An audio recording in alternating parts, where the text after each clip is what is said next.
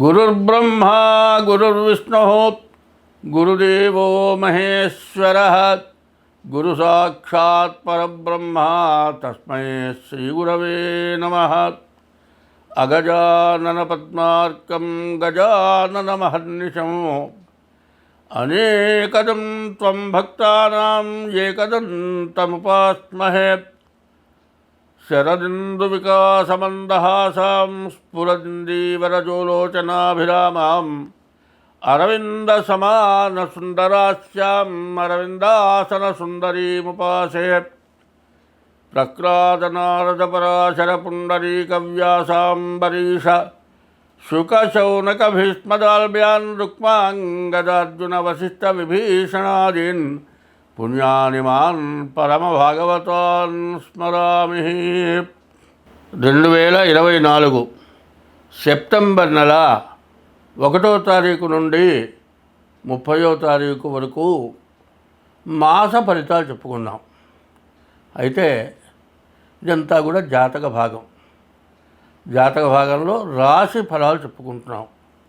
ఈ రాశి ఫలాలు ఏమిటాయంటే జన్మ నక్షత్రాన్ని బట్టి రాశి ఫలం వస్తుంది. ప్రతివాళ్ళు తన పేరును బట్టి నాది ఫలానా రాశి అండి అంటున్నారు.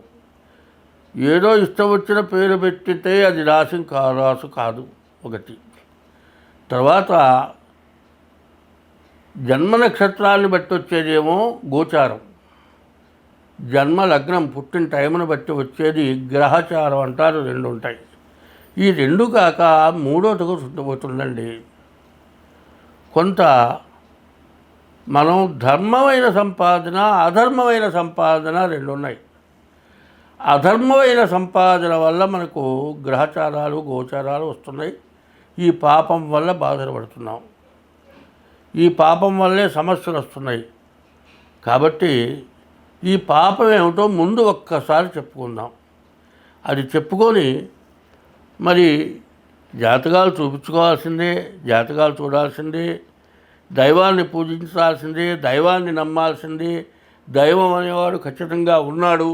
జ్యోతిష్యం అంతకంటే ఖచ్చితంగా ఉన్నది. ఇందులో లేనిది ఏమీ లేదు. ఒకటి మేషరాశి ఫలితాలు. మేష వృశ్చికయోర్భౌమ. మేష వృశ్చిక రాశులకి కుజుడు అధిపతి. అటువంటి కుజుడు అధిపతి అయినటువంటి మేషరాశికి శని 11ంట ఉన్నాడు, కుజుడు 3ంట ఉన్నాడు, శుక్రుడు 6ంట ఉన్నాడు. చాలా బలంగా ఉంది 4 గ్రహాలు. 1 శని, 2 గురువు, 3 కుజుడు, 4 కేతువు. ఈ గ్రహాలు బాగున్నాయి. బాగుండని గ్రహాలు ఏమిటాయంటే 12ంట రాహువు, 2ంట గురువు, 4ంట బుధుడు, 5ంట రవి, 6ంట కేతువు, 6ంట శుక్రుడు. ఈ గ్రహాలు పూర్తిగా బాగాలేవు. ఈ బాగుండని గ్రహాల వల్ల వచ్చే నష్టం ఏంటి, బాగున్న గ్రహాలు వచ్చేటువంటి లాభం ఏమిటి మనం సరిగా చూసుకున్నాం. శని ఏకాదశంలో ఉన్నాడు. ఏ గ్రహమైనా సరే ఏకాదశంలో ఉంటే చాలా మంచి ఫలితాన్ని లాభాన్ని ఇస్తారని ఉంది. అట్లాగే శని కూడా చెడు టైంలో అంటే మనం తప్పు చేస్తే శని ఇప్పుడు కూడా బాగా బాధ పెడతాడు. అట్లాగే ఇప్పుడు శని ఏకాదశంలో ఉన్నాడు. ఏకాదశంలో ఉన్నటువంటి శని వల్ల చాలా లాభదాయకం, మంచి లాభాన్ని చూపిస్తాడు. నీవు సత్ప్రవర్తన కలిగి ఉండాలి. ఎప్పుడైతే నువ్వు సత్ప్రవర్తన కలిగి ఉన్నావో అప్పుడు శని నీకు పూర్తిగా లాభాలు చూపిస్తాడు. తర్వాత గురువు ద్వితీయంలో ధనాధిపతి ఉన్నాడు.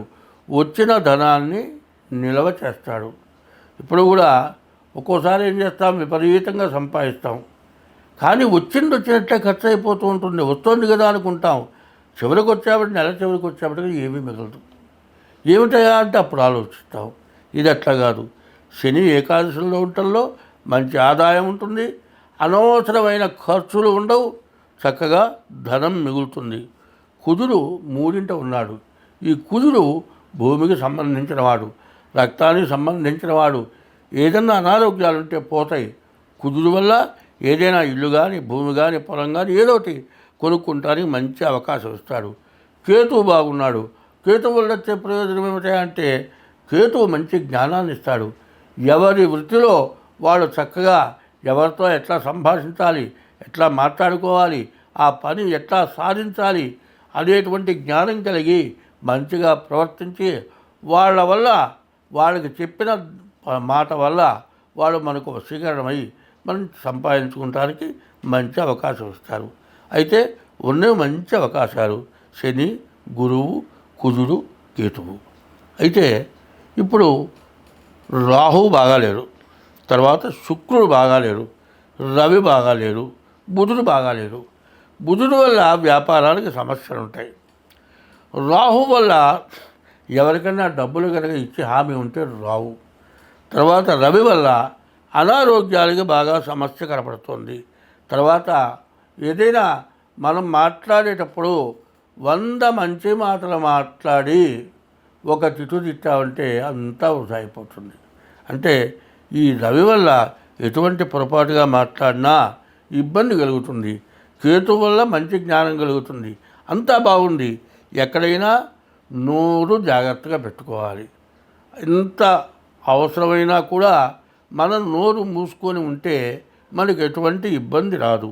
కాబట్టి ఇప్పుడున్నది ఏంది, డబ్బు అనవసరమైన ఖర్చు కాకుండా, తర్వాత బుధుడు వల్ల వ్యాపారం గట్టిగా సాగకుండా, రవి వల్ల ఆరోగ్యం సమస్య వస్తూ, శుక్రుడు వల్ల 6 శుక్రుడు ఉన్నట్లయితే దీనివల్ల భార్యకు అనారోగ్యాలు, ఇంట్లో భార్యాభర్తలకి అనుకూలత తక్కువగా ఉండటం ఇట్లాంటివి జరుగుతాయి. కాబట్టి ఈ రాశి వాళ్ళు ఏం చేయాలి, రాహువుకి 19,000 జపం చేయించుకోవాలి, మరి మినుగులు దానం ఇవ్వాలి, మరి బుధుడికి 17,000 జపం చేయించుకోవాలి, పెసలు దానం ఇవ్వాలి, రవికి 6,000 జపం చేయించుకోవాలి, గోధుమలు దానం ఇవ్వాలి, శుక్రుడికి 20,000 జపం చేయించుకొని అలచందలు అంటే బొబ్బర్లు దానం ఇవ్వాలి. ఇట్లా చేయటం వల్ల ఈ మేషరాశి వాళ్ళకి ఎదురంటూ లేరు. నేను చెప్పినవి కరెక్ట్గా చేయాలి. ఈ 4 గ్రహాలకి తగిన శాంతి చేసుకోండి. ఎందుకంటే లాభించే టైంలో తప్పనిసరిగా చేసి తీరాలి. ఎందుకంటే ఈ నెలలో వచ్చేటువంటి ఆదాయంతో స్థిరమైంది ఏదో ఒకటి కొనుక్కుంటాం. స్థిరము అస్థిరం అని 2 ఉన్నాయి. చరము స్థిరము. చరం అంటే కదిలి వెళ్ళేవి. కారు కొనుక్కోవచ్చు, కారు కొనుక్కోవాలంటే కారు కొనుక్కోవచ్చు, లేకపోతే 2 వీలర్ కొనుక్కోవాలంటే 2 వీలర్ కొనుక్కోవచ్చు, లేకపోతే ఇల్లు కొనుక్కోవచ్చు, ఏదైనా పొలం కొనుక్కోవచ్చు. ఈ 4 రకాల్లో ఏదోటి ఖచ్చితంగా మీరు కొనుక్కుంటానికి తగినటువంటి అవకాశం మాత్రం ఖచ్చితంగా ఉన్నది. దాన్ని బాగు చేసుకోవాలనుకుంటే రాహువుకి, బుధుడికి, రవికి, శుక్రుడికి జపం చేయించుకొని ఆ చెప్పిన దానాలు ఇవ్వండి. మీకు అన్ని విధాలా బాగుంటుంది.